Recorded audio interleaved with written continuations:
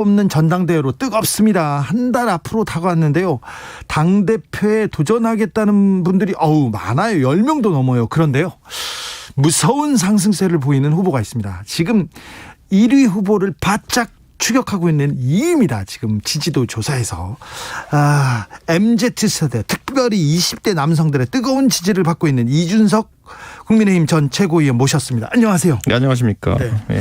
나경원 전 원내대표와 양강구도라고 합니다. 지금 굉장히 기세가 무섭습니다. 현 상황 어떻게 보고 계십니까? 뭐 예상하던 대로입니다. 예상하던 대로요? 예. 모든 건 작전대로 흘러가고 있습니다. 모든 걸 작전대로? 예. 진중권 교수가 많이 힘이 돼주죠. 저희 선대위원장이십니다. 그런가요? 예, 저희 명예 선대위원장이시기 때문에. 그래서 계속 그렇게 비난합니까? 근데 어제도 만나 뵙고 왔습니다. 그래요? 예. 모든 게 작전대로 돼가고 있습니까? 예, 실제로 지금 제가 봤을 때는 이번 선거의 의의라는 거는 네. 뭐 김종인 체제가 들어서면서 좀 저희 당이 안 좋은 모습을 탈피했던 것들, 이거를 영구적으로 만들어야 됩니다. 예. 예, 그리고 이번에 서울시장 선거에서 나타났던 젊은 세대의 지지율, 네. 이거를 영구적인 것을 만들어야 됩니다. 네. 그런데 그 방향으로 흘러가고 있습니다. 이준석 후보께서 김웅과 1, 2위 다툴 것 이렇게 얘기했는데 네. 그렇습니까? 저희가 1, 2위 다툼하면 그때 이미 누가 이기더라도 그 개혁 세력이 승리한 겁니다. 그래요? 네. 근데 정치 경력 한 1년밖에 안 된 초선 의원들이 지금 대표한다고 하지 않습니까? 네. 이거 대표 도전 이건 어떻게 보십니까? 뭐 문재인 대통령께서 대표를 언제 하셨습니까?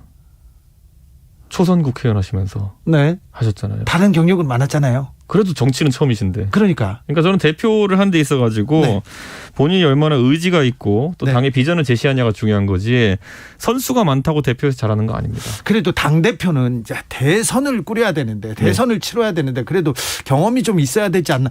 지금 이준석 대표도 그 최고위원도 와서 최고위원도 해보고 최고 비대위원도 해보고 많이 경험을 했지 않습니까? 초선 의원이 하면 당대표 대선을 치를 수 있을까 그렇게 걱정하는 사람도 있잖아요. 안 좋은 경험은 안 하니만 못합니다. 그렇습니까? 예. 그렇기 때문에 오히려 좀 신선한 생각들이 차라리 머리를 지배하는 게 낫지. 과거의 어떤 생각들이 머리를 지배하면은 머리가 비어 있는 것만 못한 경우가 있습니다. 그런 경우 많죠. 사실은 김연아 비대위원은 초선 의원이었고요. 그런데 초선 의원 당대표에 대해서 구조적으로 좀 힘들다. 큰 혼란 예상된다. 이렇게 얘기하시던데요. 뭐 힘들다 뿐이 또 해서 잘 되는 경우도 있습니다. 저희 예전에 이회창 총재가 한창 당에 있었던 때는 보면은 그분도 정치 경험이 많지 않았지만 들어가서 잘 하셨거든요. 저는 이거는 어차피 사람마다 다른 케바케다 이렇게 봅니다. 네. 케바케, 케이스 바이 케이스. 그렇죠. 문재인 초선 의원 잘하지 않았습니까, 대표? 대표 잘했죠. 그럼 된 거죠, 뭐. 그렇습니까? 자, 문재인에서 미래를 보는군요, 국민의힘에서. 자, 그런데 5선의 주호영 전 원내대표, 당대표 가장 유력한 사람 중에 하나인데, 이준석 후보에 대해서 조금 약간 견제하는 게 보여요. 이준석, 그죠? 뭐 원래 앞서 나가는 후보는 그걸 견제를 좀 받습니다. 그렇습니까? 좀 뜨거운 견제, 감사하게 받고 계시군요. 그래서 동네 뒷산만 오르는 사람이 어떻게 에베레스트에 오르냐 이렇게 얘기하더라고요. 진짜 에베레스트 오르고 이렇게 히말라야 가시는 어몽길 대장 이런 분들이요. 평소 도봉산 가시면서 연습하십니다. 그렇기 때문에 그거는 사실 산에 대한 자세의 문제고 저는 주호영 대표께서 제가 맞받아치기를 매번 803 대구의 대표적인 산 아닙니까? 803만 오르시던 분이 왜 더 큰 도전을 하지 못했느냐. 지금 대구에서만 5선 하시잖아요. 저는 주 대표께서 뭐 이렇게 말씀하실 거면은 본인이 좀 더 진정한 산악인의 자세를 보이셔서 항상 높은 산에 도전하는 도전적 모습을 보이셨어야 되는데 그러진 않으셨다. 사실 김기현 원내대표가 영남이고 영남이 국민의힘에 어떻게 보면 주력이 진지라고 볼 수 있죠. 근데 대표까지 영남이 하면 영남당 도로 영남당 그 얘기는 바로 나올 거 아닙니까? 뭐 그게 문제라기보다는 저는 영남에 안주하던 분들이다라는 지적을 하고 싶은 거죠. 그러니까 영남 출신이라서 문제가 아니라 영남 지역구에서 예를 들어 제가 민주당에 비유하자면요. 정세균 총리도 원래 본인이 호남에서 정치하시다가 종로로 올라와가지고 그때 오세훈 시장을 꺾으면서 체급이 왕창 올라가신 거거든요. 대단한 도전이었죠. 그렇죠. 그러니까 저는 그렇게 도전하는 사람들에게 어쨌든 사람들이 가산점을 준다. 이런 생각을 하는데 저희 당에 이제 영남에만 안주하려고 하는 분들이 있다면은 그분들은 다소 좀 박한 평가를 받을 수밖에 없습니다. 김웅 의원은 김웅 의원도 후보죠. 네. 이렇게 후보인데 홍준표 의원이 이렇게 또 견제하시는 거 하더라고요. 두 분 간의 이 설전에 대해서는 어떻게 보셨어요? 제가 사실 지난주에 김웅 의원한테 형님 좀 세게 좀 하십시오 이렇게 얘기를 했거든요. 아, 김웅하고 홍준표하고? 아니요. 뭐든지 좀 메시지를 세게 내시라. 아하, 네. 그래서 저는 그게 사실 주호영 대표랑 세게 붙으란 얘기였는데 네, 홍준표 대표하고 그 엉뚱한 데를 건드려서 벌집을 건드렸습니다. 네. 홍준표 대표는 지금 시점에서 건드리면 안 되는 분입니다. 아, 그래요? 메시지가 세신 분이기 때문에 네. 이게 사실 후보로 나오시지도 않으셨는데 네. 그쪽이랑 설전을 이어가는 게 전술상 옳은지 잘 모르겠습니다. 김웅 의원은 다른 데 가서 붙었군요. 그러니까 오히려 홍준표 대표님은 지금 복당 문제 때문에 누구라도 날 좀 때려줘라 이런 상황이었는데 거기에 맞춰서 때렸으니까 이제 벌집 건드린 거죠. 홍준표 전 대표의 복당 문제는 어떻게 보십니까? 저는 논리상은 들어오신 게 맞다. 왜냐하면 홍준표 대표는 공천 갈등 하다 나가신 거고 그건 선거 때 의뢰 있는 일인데 오히려 윤석열 총장이나 안철수 대표 같은 경우는 과거에 저희 당과 굉장히 안 좋은 관계에 있었던 분들이거든요. 그런데 그분들마저도 지금 빅텐트를 치자고 하는 판에 그렇죠. 공천 갈등, 의뢰 있는 공천 갈등으로 싸우다 나가는 홍준표 대표가 복당 못하면 논리가 안 맞지 않느냐. 자, 그 정도 생각입니다. 홍준표 전 대표의 복당에 대해서는 또 열린 생각을 가지고 있군요. 다른 대표들이 내가 대표가 되면 윤석열을 끌고 올 수 있다 이런 얘기를 계속 하잖아요. 이 부분은 어떻게 보세요? 저는 지금 저희가 당 개혁 노선을 가지고 이제 싸워야 되는데 무슨 외부 주자를 업고 이제 선거를 치르려고 한다든지 이런 것들은 부적절한 행보다. 저는 이렇게 규정하고요. 그래서 저랑 김웅 의원이랑 거의 99% 생각이 일치하는데 이거 이야기한 건 제가 깠습니다. 아, 그랬어요? 윤석열 총장과의 친소 관계를 왜 언급합니까? 네, 그런 건 필요 없습니다. 네. 5328님께서 이준석 의원 항상 시원시원한 입담 팩트 폭행인가요? 팩트 폭격 응원합니다. 나중에 대구 803도 한번 찾아주이소 이렇게 얘기했습니다. 황교안 전 대표의 미국 행보에 대해서는 어떻게 보세요?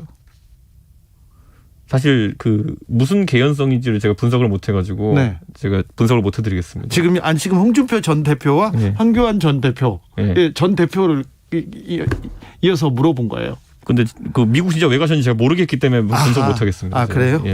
그냥 넘어갈까요? 자, 김은혜, 이준석 젊은 사람들이 국민의힘 야당의 당 대표에 지금 도전하고 있습니다. 전에 없던 일이고 신선한 바람이에요, 사실. 그런데 저희 짜고 움직이는 거 아니고요. 다들 각자 다른 개혁 노선을 가지고 이제 경쟁을 하는 것이고 이거 지금 컷오프가 있을 거로 예상됩니다. 그렇죠. 3-4명 안에 들어갔는데 지금 분위기로 보면은 나경원 의원은 유력하게 그 안에 들어갈 거로 보이고요. 그럼 남은 한 2-3 자리를 가지고 주호영 대표나 저나 김웅 의원이나 김은혜 의원 등 경쟁하지 않을까 그런 생각을 하게 되는데요. 선의의 경쟁하다 보면 다들 좋은 결과가 있겠죠. 모든 것이 계획대로 되고 있습니까? 지금까지 완벽하게 계획대로 가고 있습니다. 국민들의 여론조사로는 이준석이 지지도가 높아요. 그런데 이 당권은 이 당원 투표가 중요하지 않습니까? 70%라는 건데. 자, 이 부분은 어떻게 돌파하실 생각입니까? 저는 당원들이 저를 싫어한다는 근거가 전혀 없기 때문에 저는 일반 여론조사 비슷한 결과가 나오지 않을까. 실제로 나경원 대표가 약간은 당원에서 우세한 결과들이 나오고 있는데 주호영 대표와 저의 격차는 거의 없고 그렇기 때문에 당원들도 상당히 합리적인 투표로 이준석으로 대세가 흘러가지 않을까 싶습니다. 이준석 후보, 나경원 후보는 첫 번째로 이렇게 접어두고 그러는데 주호영 원내대표, 전 원내대표는 잡을 수 있다고 생각하시나요? 저는 이 파죽지사라고 한다면은 제가 이제 1강으로 분리될 날이 곧 온다. 곧 옵니까? 이준석 후보가 그 전에 이 젊은 사람들이 돌풍을 일으킬 거라고 저한테 얘기를 했어요. 근데 그 예상대로 되고 가고 있습니다. 지금까지는 그렇습니다. 이 파죽지세로 1강이 되면 다시 모시겠습니다. 자, 그런데 이준석 후보는 젊은 사람들한테는 지지도가 좀 높아요. 그런데 그래서 20대 남성한테는 특히 높은데 20대, 30대 여성들은 이준석은 안 된다 이렇게 얘기하던데요. 그게 전부 다 진중권 교수가 파놓은 프레임입니다. 그렇죠. 저는 여성 혐오 발언을 한 적이 없습니다. 아, 없어요? 그런데요.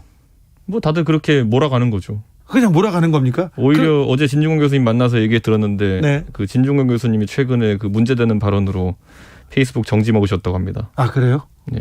혐오 발언 제가 한 게 아니라 진중권 교수님이. 진중권 교수가 혐오 발언했어요? 트럼프나 당하는 혐오 발언 징계를 페이스북에 당하셨다. 아, 이준석은 여성 혐오 발언 한 적이 없다? 그렇습니까? 2584님께서 김은혜 의원님은 이명박계 성공에 힘을 얻으셨나 봐요. 김은혜 의원은 왜 나왔죠? 이렇게 궁금한가 봅니다. 인지도 높고 수도권에서 당선되었고, 네, 뭐 당연히 인기가 있습니다. 그래요? 네, 그리고 저희 최고위원 선거에도 배현진 의원도 나올 것 같거든요. 아, 그래요? 네, 저희 인기 좀 있는 사람 다 나올 것 같습니다. 흥행 카드는 다 나오네요. 그렇습니다. 네. 네. 자, 민주당에 비해서 네. 국민의힘 그 당권 경쟁이 훨씬 뜨거운 것처럼 보입니다. 이게 되는 집의 특성입니다. 되는 집의 특성. 이번에 선거에서 저희 보궐선거에서 좀 이기고 나니까 네. 좀 당 분위기가 살아나는 느낌. 네. 네, 그런 게 있는 것인데 또 자만하면 안 되는 부분이 있고요. 네. 이번에 리더가 되는 분들은 굉장히 어려운 방정식들을 풀어야 됩니다. 특히 그 저희 당 밖에 있는 윤석열, 안철수 이런 네. 분들과 연대를 스무스하게 처리해야 되기 때문에 그렇죠. 예, 굉장히 어려운 과정인데 네. 뭐 원칙론에 입각해서 하면 큰 문제 없을 것 같습니다. 민주당도 과제가 진짜 어려운데 네. 여기도 그 국민의힘도 쉽지만은 않아요. 네. 그러면 바깥에 있는 안철수, 윤석열과 이 큰 어려운 복합 함수를 이 고차 방정식을 어떻게 풀 예정이시죠? 제가 그래서 오늘 아침 라디오 가가지고 그 저희 당 안에서 기른 소는 국내산 한우, 네. 밖에서 들여와가지고 6개월 키우면은 국내산 유구, 네. 아예 밖에서 계속 있다가 잡으면은 외국산 이랬거든요. 네. 적어도 저는 대선 때까지 우리 당원들과 시너지를 내려면은 네. 그리고 야권 단일 후보가 되고 싶어하는 분들이라면은 네. 6개월 정도는 저희 당원들과 호흡하셔야 되는 거 아니겠느냐. 윤석열 빨리 들어와라. 그렇죠. 그래서 그 국내에서 먹이고 기른 소를 제가 유구 네. 국내산으로 분류하잖아요. 네. 그러니까 저희 당원들과 함께 호흡한 그런 소를 네. 저희는 저희 대선 후보로 인정할 겁니다. 윤석열 소 빨리 들어와서 예. 여기 국내산 염을 먹어라. 이랬더니 자꾸 또 사람을 고기에 비유한다 그래서 또 뭐라 하는 분 있는데 네. 그냥 비웁니다. 아니에요. 예. 그렇죠.